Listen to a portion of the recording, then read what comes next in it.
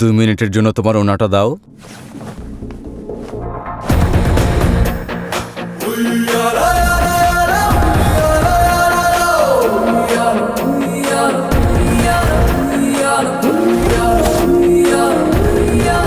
বাহ, আদিত্যর হাত বেঁধে বিক্রমের হাত খুলে দিয়েছে। এবার দেখ খেলা জমবে।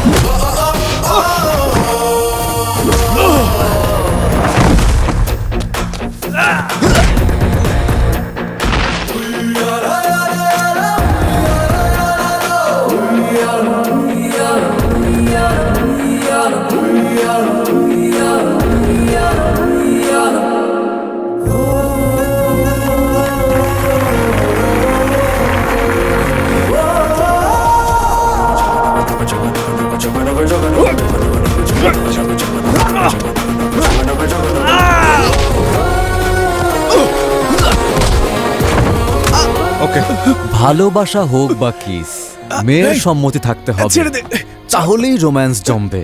যদি জোর জবরদস্তি হয় তাহলে ভায়োলেন্স হয়। সরি, বুঝেছিস? বুঝতে পেরেছি। Thank you.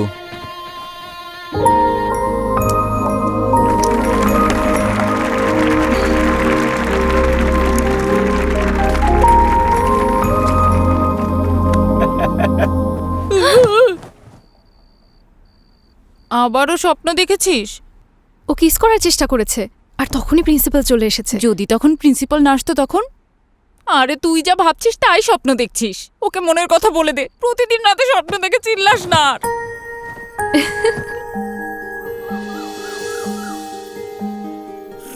যখন কলেজে প্রথম এসেছিলাম ভেবেছিলাম কলেজ টপার হব, এরপর কোনো ভালো কোম্পানিতে চাকরি হয়ে গেলে সেখানে বেস্ট এমপ্লয়ি।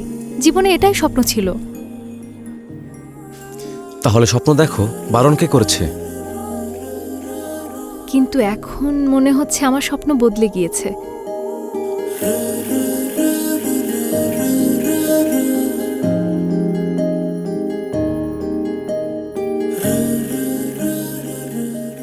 ঠিক আছে, আমি আর দেরি না করে এখন সবকিছু বলেই দিই।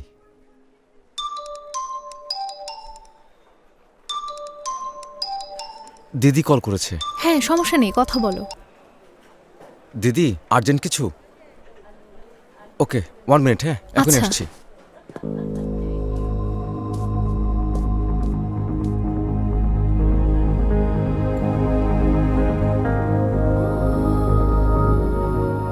ওকে দিদি, আমি এখনই আসছি। আমাকে যেতে হবে, পরে দেখা হবে। ওকে।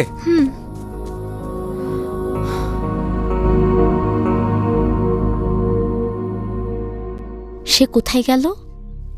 জানি না। সারাদিন আমি অপেক্ষা করেছিলাম, কিন্তু ও আসেনি। এভাবেই 6 বছর চলে গেল। এর মধ্যে আমাদের আর দেখা হয়নি। এতদিন পর আজকে দেখা হলো। মনে হয় আজও তোকে ভালোবাসে।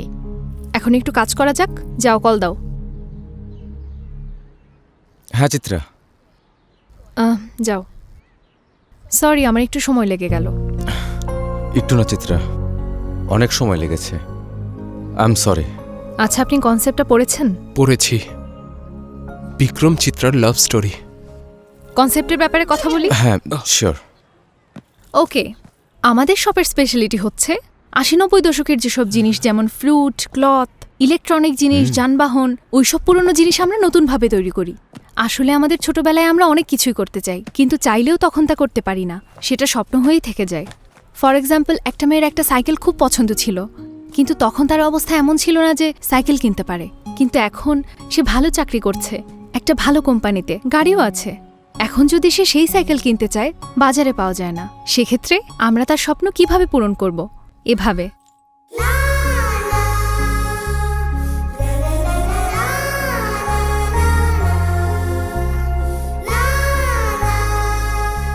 এমন অনেক জিনিস আছে, টাইপরাইটার, সেলাই মেশিন, চকলেট ইত্যাদি ইত্যাদি। নাইস। মানে সেই সময় যে জিনিসটা এখন দিতে পারবো। শুধু 80-90 দশকের নাকি 6 বছর আগের জিনিসও পাওয়া যাবে? আমি এই কাজ অন্য কাউকে দিয়ে করাবো, আপনারা আসুন। এত অহংকার মেটার। চলুন স্যার। কি বলেছিলাম? মুখ বন্ধ রাখা উচিত। কাল সকাল 7টায় শুরু করব Chitra. Let's rock. Okay, bye. Bye Vikram. Bye Chitra. চলুন স্যার।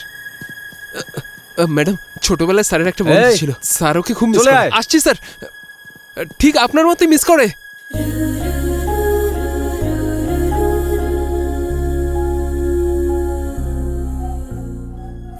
চিত্রা, সময়টা পাল্টে গেছে কিন্তু ও বদলায়নি। সে আগের মতো রাগ, চোখের মধ্যে ভালোবাসা আর ওর সৌন্দর্য। এত বছরের দূরত্ব আর কষ্ট ওর হাসি দেখে এক মুহূর্তে হারিয়ে গেল। অতিরিক্ত রোমান্টিক। কিন্তু ওনার কি রিয়াকশন ছিল? ওর আর কি, হিরো 6 মারলে দর্শকের যে রিয়াকশন হয় ওর তেমনই অবস্থা। ও বাপরে, লাইক দ্য চিয়ার গার্লস। কিন্তু ও একটা কথা জানে না, আমিই হিরো। এর মানে সেও এখন হিরোইনকে বিয়ে করবে? ও দেখছি খুবই দুষ্টু। তোর ভুলের জন্য আমাকে কেন থাপ্পড় মেরেছে? দে আমাকে দে। আরে আবহাওয়া এত ভালো, তারপরও পানি দিচ্ছ কেন? চিত্রা, তোমার সঙ্গে দেখা হবার পরে আগের বিক্রমকে দেখতে পাচ্ছি। এটাতে তোমার খুশি হওয়ার কথা। এখানে খুব বেশি খুশি হবার মতো কিছুই নেই।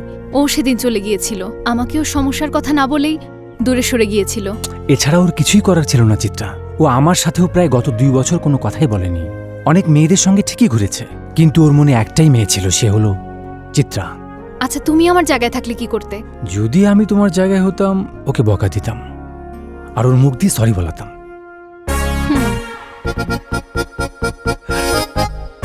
সরি বলাবে? মিলাও হাত, এবার হবে মজা। চিয়ার্স। একটা অনেক ভালো হয়েছে, একদম মুভির মতো। এই কথা তোর না, ম্যাডামের বলা উচিত। হাই, আরে কি খবর? খুশি মনে হচ্ছে। তোমাদের জন্য একটা ভালো খবর আছে। এই, মানে আপনার বিয়ে ঠিক হয়েছে? তরুণ, হ্যাঁ? আগে কথা শুনতে হয়, তারপর বলতে হয়। আমার ভুল হয়ে গেছে। Shut up you office boy. এবার বলো। আমরা যে শোটা করেছিলাম সেটা সুপারহিট হয়েছে। একটা এনআরআই দেখে জানিয়েছে যে ও আমাদের শোয়ের স্পন্সরশিপ নেবে আর ইউএসএ গিয়ে শুট করার কথা বলেছে। খুবই ভালো খবর। চিয়ার্স। আমাদের ইউএসএ গিয়ে আবার এই একটা শুট করতে হবে। কি বললে? আবার ওই অ্যাড? আমি করতে পারবো না। তুমি টেনশন করো না বিক্রম, এবার শুটটা তোমাকে করতে হবে না। আচ্ছা, ও ইয়েস। কেন? অ্যাসিস্ট্যান্ট ডিরেক্টর হতে পারে না? তুই আমাকে বাধা দিবি?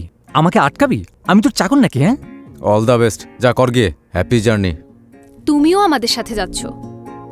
আমি কেন মাঝখানে? নতুন ডিরেক্টরের জন্য একজন অ্যাসিস্ট্যান্ট ডিরেক্টর লাগবে। আমরা তোকে টাকা দেবো, ভালো অ্যামাউন্ট। আহা।